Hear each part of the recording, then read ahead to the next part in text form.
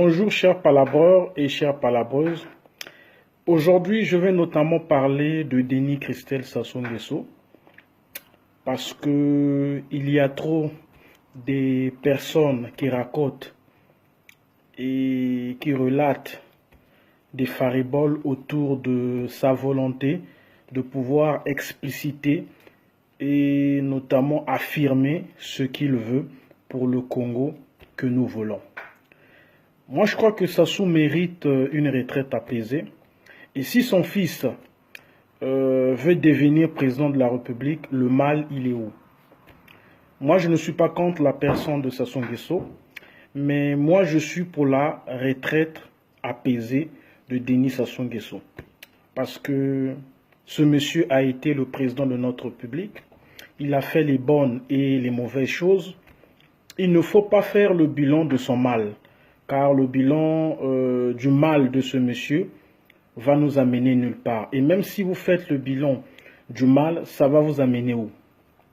Mais si vous croyez que c'est en faisant toute une Bible de son mal que le Congo va changer, alors vous vous trompez. Parce que il faut reconnaître que tous les hommes politiques que le Congo a eu ont eu leur côté mauvais et leur côté qui était bien. Donc il faut faire maintenant le bilan du présent.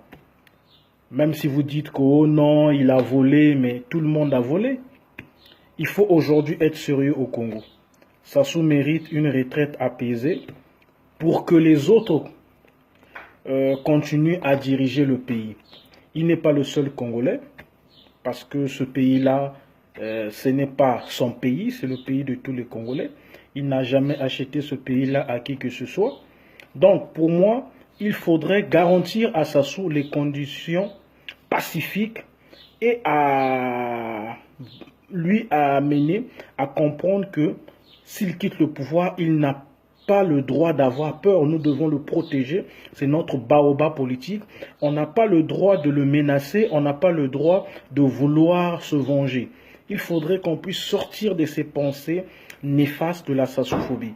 Maintenant, si c'est son fils qui veut diriger le Congo, on ne doit pas s'opposer. Parce que Kiki est un Congolais avant tout. Le mal est où? S'il exprime concrètement aux Congolais son projet sociétal pour changer notre pays. S'il dit ce qu'il pense pour que le Congo nous voulons. Maintenant, c'est au peuple de trancher. Pourvu qu'il ne fasse pas un coup d'État ou qu'il ne fasse pas du mal aux gens. Donc moi je trouve que sa vision politique ou son projet de société est agréable. On doit trouver cela appréciable. Ce n'est pas parce que c'est le fils du président qu'on doit le désacraliser, qu'on doit le critiquer. Non, oh Kiki c'est le fils de Sassou.